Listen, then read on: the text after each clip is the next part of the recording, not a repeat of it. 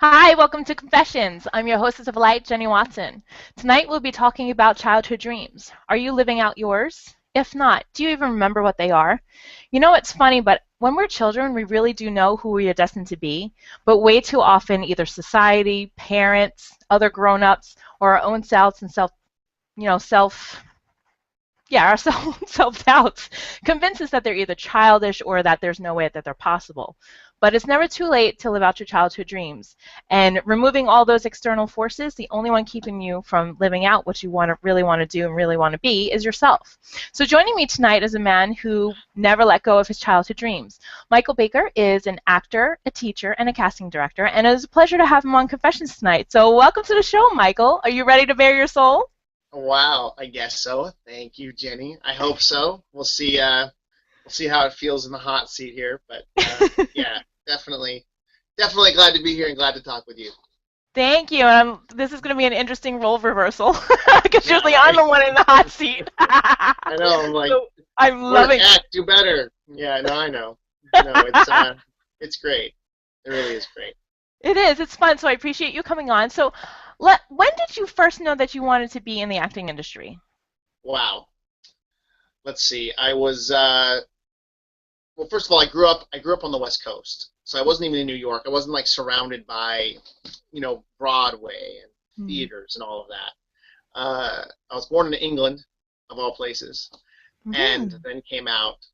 Then my family ended up moving to the States. My father was in the Air Force, the American Air Force. Then we went over to, uh, he retired and we moved to Bainbridge Island, Washington, where my mom had lived during high school and kind of grew up. So we had family there and things. Okay, so I'm on Bainbridge Island in Washington State, and I guess I was like 9 years old, and well, actually, it was earlier than that. I must have been seven. I can't remember the age. Anyway, I did a coloring contest for the local community theater. They were producing Winnie the Pooh, and they had a coloring contest. And if you won the coloring contest, you got to sit on stage in the Hundred Acre Wood during the show. So, my mother, who is amazing, uh, got the forms, I suppose, and we sat around one weekend, and I was coloring my coloring contest form, and I was lucky enough to be one of the winners. And which is funny because there were like 20 kids sitting around this big tree.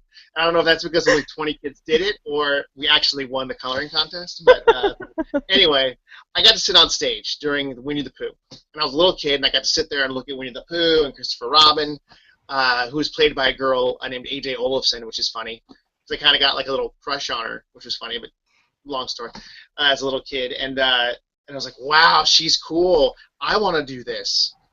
And I'd always been singing and having fun, and my mother was always trying to take us to theater and things like that. But anyway, I said it once to my mom, like, wow, this looks like fun. I want to do this. And the next month or something, I was auditioning for Charlotte's Web, the next musical at the Performing Arts Center, Bainbridge Performing Arts, BPA, as it was called, which is Wow. still there today, BPA. Go BPA. Um, and I got in Charlotte's Web, and I was the goose. Well, I was the gander. There was a goose and a gander. I was the gander, the male goose, the male version. And I was like a little 8 year old running around pretending to be a goose in Charlotte's Web.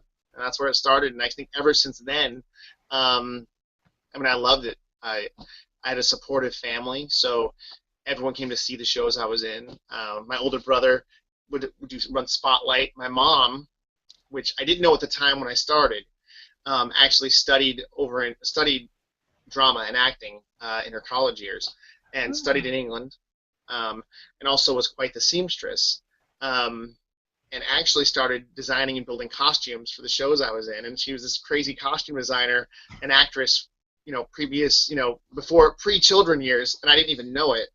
So I have to say, I guess as soon as I said, "Well, I'd like to do this," like she was excited and you know supported me all the way through. So it's kind of a long answer to a question because it wasn't like I woke up one day and I thought, oh, I want to be an actor. It was sort of, um, you know, music was very important in my life and to my parents, Mhm. um, and my mother especially, and she was always playing music and always singing and always sort of we're always expressing ourselves. I have two brothers, a younger brother and an older brother. So the three of us were like all knuckleheads. But um, my mother, I guess, being in the arts and growing up in the arts, helped us enjoy it as well without pushing it. It wasn't like you must do, it was Right. very no stage mom, nothing even close to a stage mother, anything like that. You may have heard some nightmare stories about Horror those stories, yeah. situations, but nothing like that.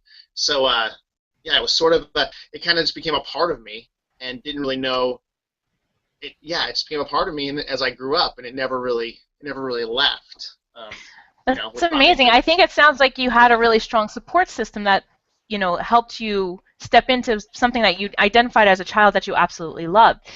Way Yeah, too often people dismiss what they want to be. Like, I remember when I was little, always wanting to do something like this, and I was like, no. My mom's like, you got to go to college and get an education, and like I yeah, was like, all right, I wouldn't be any good anyway. You're right. So like all this stuff is like I'm just amazed, and I admire like you for going and having that support and just going for it. So yeah. why do you think that sometimes people just let that take over instead of just following what they want to do? Wow. Well, a lot of reasons. First, I think education is very important, and I not being around Broadway shows and everything so much on Bainbridge Island and Washington State are those examples of things. We did have Seattle right across the water, a short ferry boat ride away, and my mother and father would buy rather than going to the movies a bunch and things like that. They Mm-hmm. would buy season tickets to the regional theater, which was in Seattle, the Fifth Avenue Theater. So once a month we'd get dressed up on a Sunday and go over for our season tickets. And my parents didn't make a lot of money. My family was fine, but certainly didn't have a lot of money, and we they'd buy seats. We were way up top of the theater because there were five of us. It was all of us would go, and that's a lot expensive, five tickets. Yeah. And they would go. And so I wanted to throw that in there too, because I said earlier we weren't surrounded by Broadway. We had things like that. So we had that support there, right? Like the community, Seattle, Mm-hmm. my parents. I think what happens is, you know, education, again, to go back, education is really important. And my parents were fine in supporting me doing this, but they wanted me to get a college education if it was what I Mm-hmm. wanted to continue to do. And when I was graduating high school, I had a few options. I could go to college for science or medicine because I had great grades in math, my SATs and all that were all ooh, the test scores were where they were supposed to be for those, like what you would think, like go be a lawyer, go you're a straight A student, whatever. Yeah. And as I say, like whatever, yeah, but that's what that was then. Mm-hmm. Um, but I really wanted to study this thing called acting, and I really admired people that um, were sort of honest with themselves, honest enough to do that. Like you mentioned the dream thing, right? And I Mm-hmm. admired people that did that. I admired my parents, and I admired that they supported me as long as they really wanted me to go to school. Right. Um, and so I did, and I did that, and I stuck with it. I think, I never really had a hiccup in that support until Mm-hmm. uh, my father passed away when I was in college. He passed away of cancer. Oh. Um, and I call it was like a hiccup. I felt the support was there, but it was a hiccup. A life circumstance really made Right. me question what I was doing. And to this day, I question what I'm doing still because of that hiccup. As much as I don't want to admit it, I still do.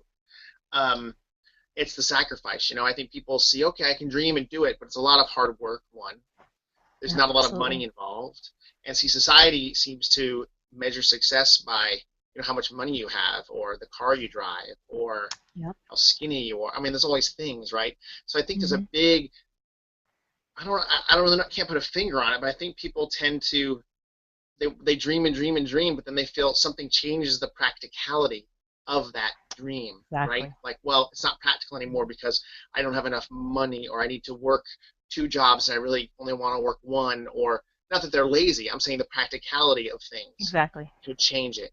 And I think you can lose support. You can use parental or support or friend support and things like that. I mean, I never did. I love everybody dearly. Trust me. Um, but you can that practical Mm-hmm. thing comes in, and all of a sudden it sort of reminds us that, oh wow, I need to eat, or boy, it sure is selfish of me to want to continue this when I have to, work or help my mom, or I have to go to rehearsal but keep a job or hang out. So there's always different factors, but I Yep. think it's a lot of that is the society practical thing that comes into it. They can interfere with our dreams, and it's a bummer. Um, Mhm. Absolutely. Dreams are hard. Yeah, They're not easy. They come with challenges, and I think it's an overarching thing that people every dream has a challenge or several right. challenges to it, and most of them, they're money issues or education issues or Yeah, resource or issues, and yeah, it really doesn't matter what society can think of your dream. It's like everybody faces the same kind of problems, right, and right. it's Or obstacles, what the or desire within whatever. you to go it. Exactly. Right. So you And I got to be think, passionate about what you do. right. And I think you're presented with a couple of choices every day. Every day there's a choice for something, And I think the same Mhm. thing is true of like the big almighty question: what do I want to be when I grow up? You know. Um, and I don't think I know what that answer is yet. I I act. I've been on stage. Me I neither. teach, which I love a lot. I love teaching so much. Teaching acting, that is, as you know. And Mhm. but I still say at the end of the day, boy, I want to be an actor when I grow up, which is weird because I'm like, well, I am an actor, and I don't really know what that means, but or when I get off stage, I'm in a role and I leave stage and something feels really good, and I'm grateful, so grateful that I get to do that and get a paycheck or even be involved in it. That I still have that little boy voice in my mind saying like, boy, I want to be an actor when I grow up, which is so funny. I don't know. I guess that little statement in my mind has kept me going through a lot of the challenges and the sacrifices, Mhm. the challenges I've had and the sacrifices I've made to stay in the business of theater and acting and entertainment. But yeah, it's strange. It's funny you asked a question like what makes you let go of those dreams, but there are a lot of factors, and I think I've definitely met many of those challenges, you know, and been lucky and grateful enough to work through them and stay in this business somehow, even if it's not on stage every minute, it's in the business. And here you are. So, what roles are been some of your favorite, or have had a most profound impact on your life? Wow. Oftentimes, and it's where I'm not quite there yet with some of these roles that I know will have an impact on my life. See, Mr. Optimism. I think I've in college I had a lot of influential moments. And I think it was because in school they do a lot of we did plays, and you study the art, right? So you're really manipulating the art you're learning as you learn it, and those moments feel Mhm. so revolutionary, like you're working on method with your teacher, and then you perform in a show or a play, and it's like your world is transformed because what you've learned you put to use. And so I've had a lot of those types of roles that I feel have impacted my life. In school, I think it was the most dramatic. I did a couple of productions that were very moving to me, that kept me really involved and helped me know I have a spot in this business and a spot in the world of theater. One was playing Michael in Dancing at Lunasa. That's a play written by Brian Friel. It's a memory play where this man, Michael, who I played, thinks back to his childhood and different events that led to him growing and becoming the man he was. He revisits Mm. his childhood home in Kilkenny, Ireland, and it's Oh, an Irish place. Everyone talks with an Irish accent and all this. And fun. so that was something because it was a memory play, right? And I was thinking about my father, and my Mm. father had passed away, so I was being raised by my aunts, in this play. And so that was very moving because there was so much personal sourcing and life experience, if you will, Right. that was hitting me, tugging at the heartstrings. So that really helped, say, influence me as a person. But every role helps add to your character, right? I think you give a little. It's a give and take. You give a little yourself, and you get some back from the character and the thoughts that writer had about that character, I suppose. Love And that. then another role, which was interesting, was a play called "The Most Fabulous Story Ever Told." It's the story of Adam and Steve, not Adam and Eve. It was Hmm. written by Paul Rudnick, who's a fantastic writer, I feel, and I played Steve. And so it was the story of the relationships of two homosexual men, and they were Adam and Steve, and they lived.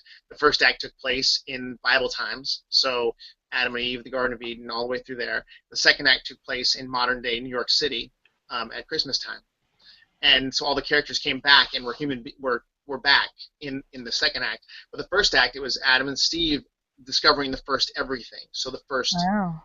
the first kiss, the first this, the first that. However, I was very vulnerable in the show because I did the whole first act, or half of the first act. All we wore, actually the whole first act, all we wore were jock straps as the costume, because Adam Oh. and Eve, they were naked, right? So it was school, so we were naked for a moment, but not really, because we had these big foam body parts we put on over the jock straps, which are pretty funny. And talk about being vulnerable, standing there in your skivvies, you know. But I learned a lot about myself in that. I learned a lot about love and a lot about loving people. I just learned a lot. It's hard to Mhm. pinpoint. They give you a hard example of what I learned, but I learned a lot about acceptance, and I learned a lot about well, discrimination and Mm. sexism. I learned so much, so much. And yes, I was vulnerable, but I think I was on stage and I learned something really, a really valuable lesson. Um, Awesome. and that So, was, and now you've taken all this, and now yeah, you now impart that knowledge to others as a teacher. What yeah, absolutely. what do you love about teaching besides the fact having me as a student? Like beyond that, Oh, that's you're obviously your you my favorite. student, Jana. It's gotta be, it's a highlight. I guess I love teaching because you're not fooling anybody, right? As a teacher, I'm not there to fool you into anything, and that's that lesson I just spoke about. What I learned, I'm not Mhm. fooling anybody. When you're on stage, you're not fooling anybody. You're Right. existing in a moment, right? And using all these circumstances to help you exist truthfully in that moment, and be honest in a moment. It's kind of funny. It's sort of like manipulation of thoughts and weird psychology, weird things. Yeah, blah. It's not. It's just being honest in a moment and really listening to someone. And under certain circumstances, obviously, of the play or whatever. But you're not fooling anybody, right? So I get to come into class, and it's not about putting it on or acting, and I get to share with everyone what I mean by that, right? I get to share that Mhm. uh, you can be a real human being and everything is safe. It's like the one place everything is okay. Like you can't fail, And I think, I'm not saying me, I mean students. If you just try, you don't fail. It's safe. A student, actually a friend of mine, told me he liked me as a teacher so much because I made everything okay in class. And I was like, "What do you mean?" He's like, "Well, it's safe. You don't, you know, I don't need to be afraid to try anything. I mean, I would be nervous or whatever, but it's okay to feel that." And I thought that was really, yeah, it's a compliment. But again, that taught me something. That I'm like, wow, Mhm. that's the way you feel in class. So that I get to help people do that. I think, like the adult classes, that I get to do that and help with that. Um, is really compelling to me because I learn equally in that situation, right? It's safe for me to be who I want. It's safe for me to listen to you as I need to. It's safe for you to listen and interpret me as you need to. And I think that's where learning really happens. I would Um, agree with that yeah, because for me personally, like that is what shifted me. Because I went in a complete newbie and I felt like, oh, I'm not pretending good enough. I can't get it. And then you had said something that exercise where it's like the red light, green light, 1, 2, 3. You just got to focus in on your end game and what you want to be, and right, that changed everything for me. It's like, oh, I've heard, no, it's not pretending and it's not lying and it's not all this. It's just reaching in, pulling a part of yourself, and totally made it happen. And we lost him. So I think he did it on purpose because he doesn't want to confess. Anyway, we'll wait a few minutes for him to get started. But anyway, what Michael's saying, he's also a casting director, and things that he said before when he's looking for people during, when he's casting calls and auditions, he's looking for people not necessarily who can memorize lines, but for people who can actually connect to the emotion or connect to the character and actually be in that moment and access who it is. So it's an important part about acting that I've come to learn from talking with him and other actors and actresses is that it's so real. People touch within the vulnerability of themselves and bring themselves back out of it. So that's like an important teaching for us all. And I don't apply that just in everyday, just in acting. I apply it in everyday life, and it's something that I think is an important message to get out there. That whatever situation you find yourself in, just pull from within, and then you can get yourself through it. So he's also working on a bunch of projects. He works for the Gateway Playhouse on Long Island, and there's bunch of notable actors and actresses who've come from there. And he's been all over the world. Like I said, he was born in Ireland. He's been out to California. His education spans all over the country. And he works on a bunch of projects here and there, and he's always on the go. And it was so hard to nail him down for this tonight because he's always around. But I don't know if he's going to be able to come back on, but it was a pleasure having Michael on tonight. You can check him out at the Gateway Playhouse at www.gatewayplayhouse.com, and I can post that link in the video below. And nope, I don't think he's coming on. So I want to thank you all for joining me on Confessions tonight. It was a pleasure to have Michael on, and hopefully he can come back and confess with us. I am taking next week off for the Memorial Day weekend holiday, so I will resume on Sunday, June 1st, when I will have Midge Levy on. She is a preschool owner, children's book author, and mindful educator. And she is an amazing, inspirational woman. So check us out then. So thank you for tuning in tonight. Sorry we lost Michael. I appreciate all the love and support each week. I will see you on Sunday, June 1st. Namaste, and embrace your power.